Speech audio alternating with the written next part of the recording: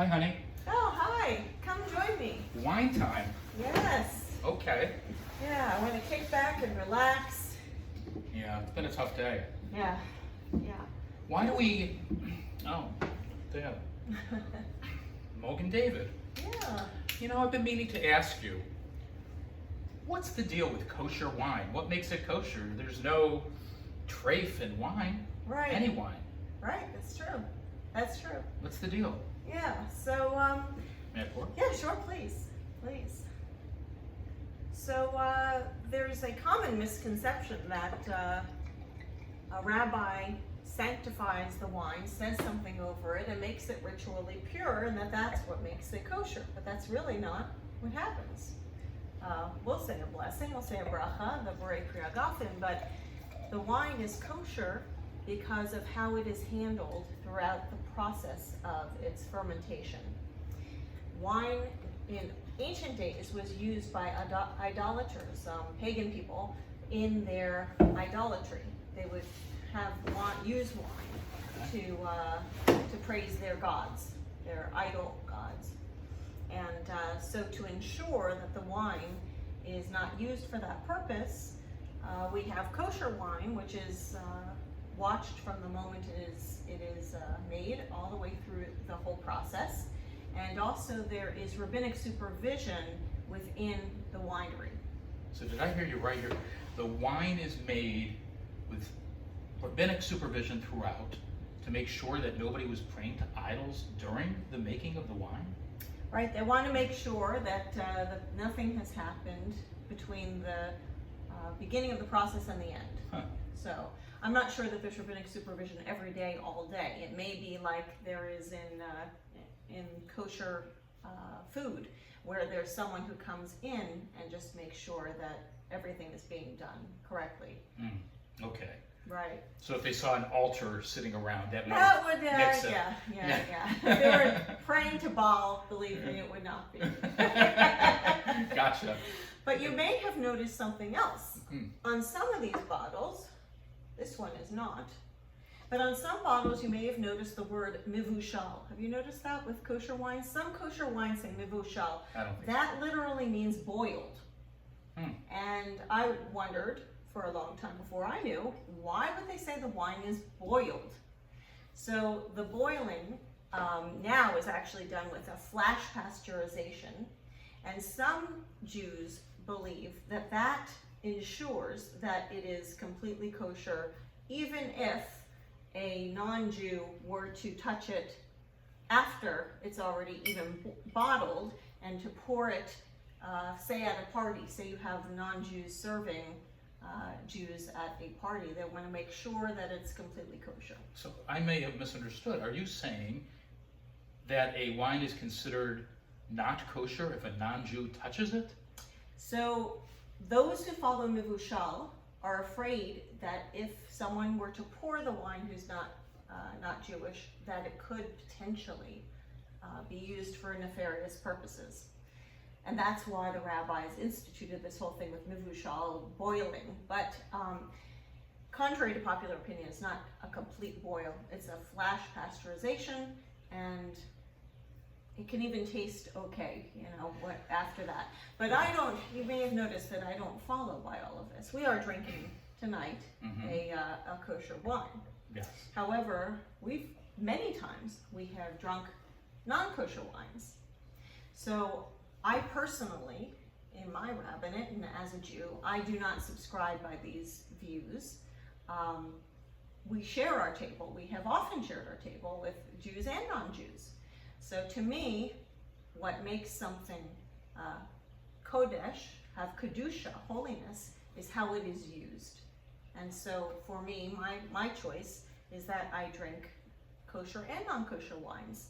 And there are some kosher wines that actually have been rated surpassing some of the non-kosher wines. So it doesn't mean it has to be one that you would put on your table for Pesach and drink 4 of that's very, very super sweet. Right. Right. There are nice kosher wines too. But I try to use kosher wines in ritual purposes. When I marry people, for example, or when we make Shabbat. Yeah. So what we do with wine afterwards, I mean, let's face it, sometimes we do things that are holy with wine. We use it for Shabbat, we use it for Pesach, but sometimes we just drink wine, and may even get a little tipsy. Yes. So that's okay, right? Yes. I mean, now we're not Orthodox Jews, we're Right. Reformed Jews. Right. Does wine always have to be for a sanctified purpose? No, I mean, I try to keep my life as sanctified as possible, but there are times when I just kick back and relax, and at those times, I don't necessarily drink kosher wine. Okay, because I know, I went to the University of Florida, and not all the time when we drank wine was it sanctified. Absolutely, Yeah. absolutely. Okay. I understand that, yes. So now, you mentioned that the holidays, we drink 4 glasses of wine during the Seder. Without getting into, I know we could do a whole thing on the Seder, and maybe we should at some point. Yes. But why would wine be a part of that? It's not in Torah, right, or in the Torah. Why is wine a part of the Seder? Well, that's a whole complicated question about how wine is used in general. In Okay. general, wine has been thought of as the vehicle for making a blessing on a particular day. There's also a misconception that when we are making Kiddush, for example, on Shabbat, that we're doing something to the wine itself. That this is used because we're blessing the wine itself, and then that makes the wine have this holiness. But actually, we're using the wine as a vehicle of blessing the day, of sanctifying what this day is, of acknowledging that God has given us this holy day. So this is a vehicle for doing that. But, for example, if you just don't have any wine or grape juice in your house, and lo and behold, it's Shabbat, the rabbi said you could actually use the challah to make Kiddush, to make it holy. That sounds crazy, but you could. You could actually say the part about the sanctification of the day. You wouldn't say Borei Priya Gofen, which is the wine blessing, but you'd say the whole thing about the sanctification of the day. Okay, I am a little confused, because in the prayer book, it says blessing over the wine. Right. But you're saying that we're really sanctifying the day. Exactly. By blessing the wine? By using the wine as a vehicle for acknowledging the blessing of the day. Yes. Okay. The sanctification of the day. So when we usher in Shabbat, Yes. usher in the Sabbath bride, we do so by means of a prayer over the wine, but we're not sanctifying the wine. We're Exactly. sanctifying that The moment, day. that day Yes. of Shabbat coming to us. Right. Okay. And as you're saying this, I'm thinking about what makes that sanctification. Is it the day or is it us? And I think that there is a partnership there. The rabbis even asked that question: can we make Shabbat on a Wednesday? And so in the Midrash goes that they got all dressed up. They did everything as if it were going to be Friday night. And on that Wednesday, they said, okay, it's Shabbat, we're going to say all these blessings. But there are 2 answers to what happens with that. One account says that it was absolutely it was sanctified because of what they did. What the people put into it is what makes it sanctified. And the other opinion, the other account says, no, they discovered that Shabbat is Shabbat, and you can only do that on Friday night and Saturday day. So, yeah, it's interesting. But yes, wine or grape juice is the vehicle to say the blessing of that sanctification. Does it matter what kind of wine? I'm assuming it's kosher or not, but can we have white wine? Yeah, Red whatever wine? you prefer. Any kind of wine? Whatever you prefer. As a matter of fact, when I marry couples, I often suggest that it is a white wine. Why? This is for a very important Jewish concept of not ruining the bride's dress. And if it were to spill, it's white wine. But really, you can use any wine. So there's some good common sense in that. Yes. Very good.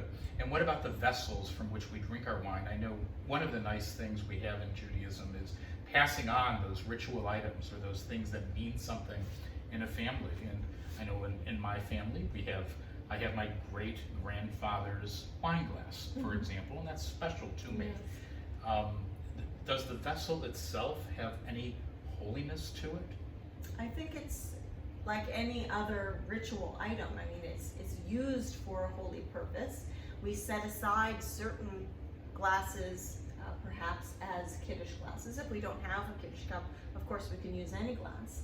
But because they are set aside and only used for that purpose, there's a feeling that we imbue with that this is for that purpose. And then certainly as something that you pass down as a legacy from someone, from generation to generation, it becomes even more sanctified over time with that use. Yeah, it has meaning. Yeah, absolutely.